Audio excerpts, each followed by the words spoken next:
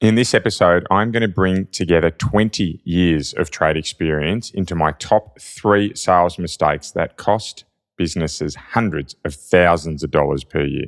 Welcome to Trade Sales Made Simple, the show helping 7 to 8 figure trade, construction, and industry leaders finally end the stress of inconsistent sales by simplifying your sales systems so that you can close more deals and grow faster. I'm your host, Ben Wright, and over the last 15 years, I've helped hundreds of trade and sales leaders grow their businesses and generate over $200 million in additional revenue by simplifying their sales processes. Let's get started. Today's one of those episodes where I want you to be really tuned in to precisely what you do in your business, because what I'm going to go through is 3 sales mistakes, really common sales mistakes that I see from experienced tradespeople, and talk through not only how they're impacting their business, but what you can do about them to improve them really quickly. This episode actually came about from a customer of ours. It was a Zoom call with, or an MS Teams call that we were having about a week ago. This is an experienced trade leader, I should say, before I get into it. But in that call, we were actually working through a lot of their recent deals.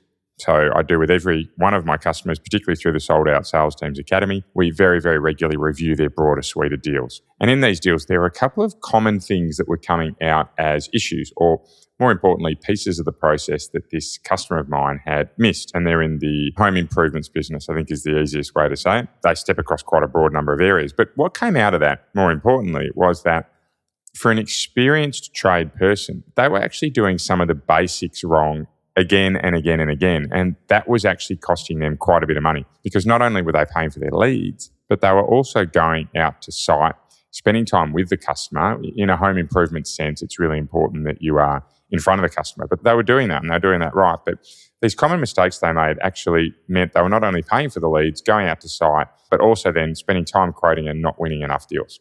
So we moved a couple of things for that customer, and I'd expect over the coming weeks that they're going to have some really significant changes in their close rates. And in fact, last week, they managed to get a deal done on the spot. So they actually went to a site, closed a deal then and there, and that has given them about a week's worth of work. So not too bad. 1 sale, 1 week's worth of work. So those 3 mistakes that I see really commonly made, I'm going to break down into 3 areas. So the first of those areas is around getting some emotion into the deal. Getting some emotion into the customer, not only about what they're going to proceed with. So the example I'm going to use today is carpet. Now, it doesn't matter what you are in terms of a product, but I want you to listen through as if you're laying carpet and find some similarities in terms of your business, because they're always there. Right? But I want you to imagine that you're in front of your customer and you're trying to draw some emotion in carpet. Not always easy to get people excited about carpet. However, the great salespeople and the teams that we see closing deals in the 40s and 50%, so that is almost 1 out of every 2 deals that they quote they're closing, we see these customers work really heavily on not just emotion in the deal, but emotion towards them as a supplier. Now, that doesn't mean that people fall in love with them and it's all kumbaya and romance from there, but it's emotion to say, actually, this person feels like the right one to do the job. And it's that saying that says, decide emotionally, justify rationally, that I really lean into here. And it's one of my favorites because I'm certainly guilty of it. I've just had some panel beating work done on my car, and I picked my supplier based on the fact that they were doing work for someone I knew. So I'd already decided emotionally that they were the one I wanted to use, and I just had to rationally make sure they did everything that I wanted. So the emotion piece that I talk about here, it's certainly able to be achieved in many ways, but the number one way that I recommend, and it's the inverse of the mistake that I see many trade leaders make, and that's to get something in their customers' hands. Far too often, or far too rarely, I should say, do I see trade leaders actually get product in hand. I have not worked with an industry yet where they have not been able to, or where we have not been able to decide on a product to get into hand. So please don't automatically think you're excluded because you're a builder.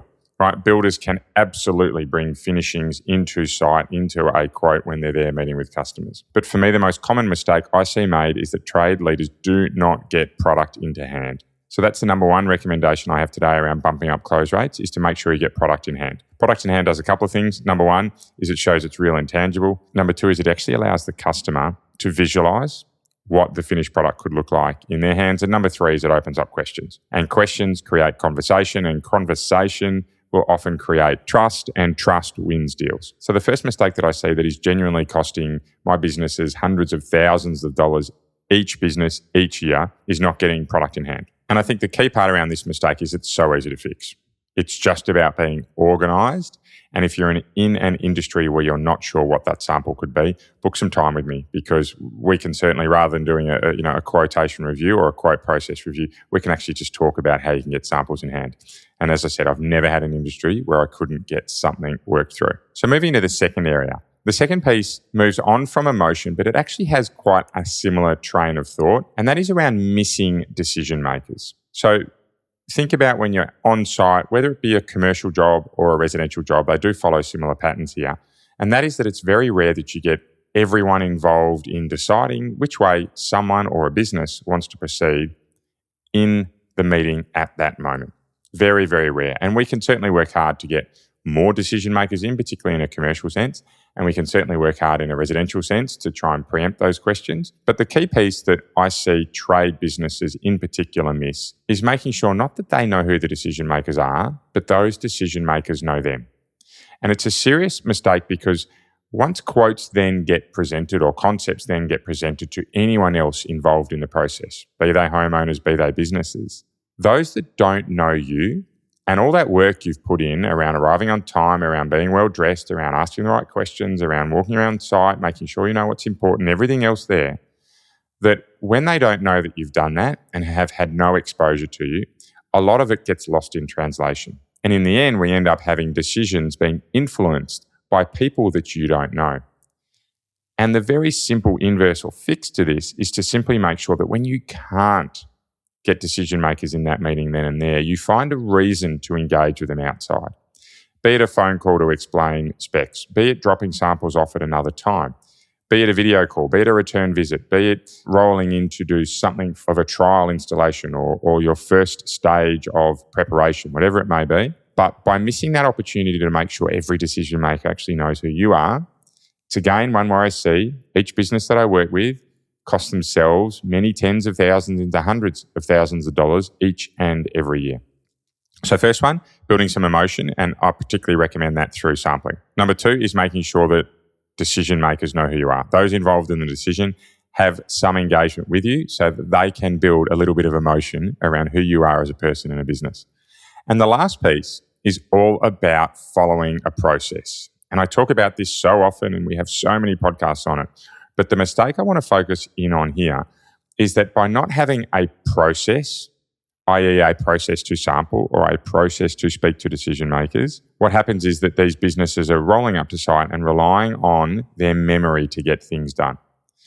Now, yes, we can talk about the fix here being a broader sales process, but if we look specifically into this carpet example, so you've walked in, you've left some carpets there for your customer to sample. Fantastic, right? That's product in hand. Wanting to get involved with all decision makers, i.e. making sure that they know you.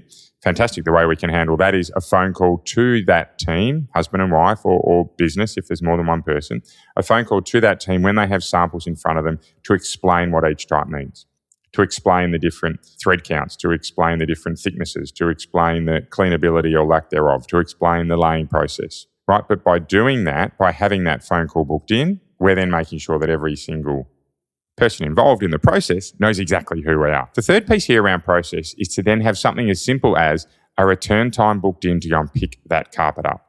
Because when you're returning to pick that carpet up, you are getting to have more contact with your customer then and there, talk through what's in the way, talk through any problems, talk through what they do or don't like about what you're doing. But really impactfully, it allows you to have more contact with that customer and for them to build that relationship with you. So when we think a process lens around mistakes costing businesses hundreds of thousands of dollars, I want you to think around a process, not just your broader from lead generation to meet and greet to quote to closing and then to the post-sale management.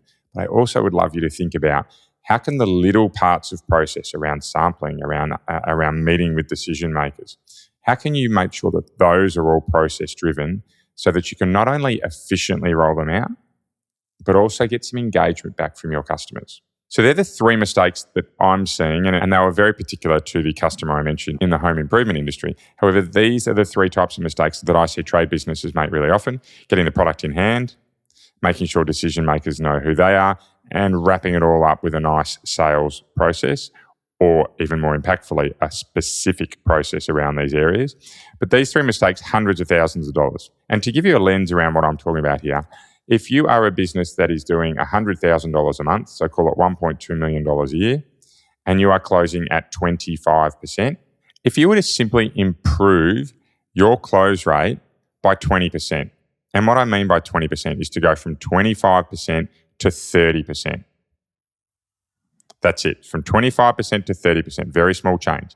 That 20% change, no more leads, just converting 30% instead of 25%, that single change is 20% more business each and every month. So your $100,000 per month goes to $120,000 per month.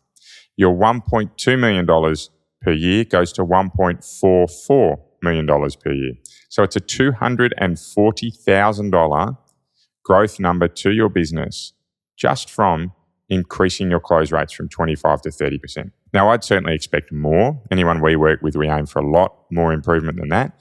However, you can see that small changes to sales process or to close rates can really drive significant sales numbers. So that's it for today. I'd love you to think about as you're leaving today, if one of those three things you can make a change to in your business, and whichever one of those is, what you're going to do about it. If you do that thinking and you're still a little bit frustrated that you might be spending quite a lot of time quoting, but you're losing deals and you're not sure that this or those areas in particular are the ones you want to focus on, I think the main message I have is that if you don't change something now, you're going to continue to get those same pretty stressful results over and over again, which means you're going to be working long hours and not having the money in the bank to show for it. So I've got the free quoting quiz that will pinpoint exactly why you're not winning more jobs.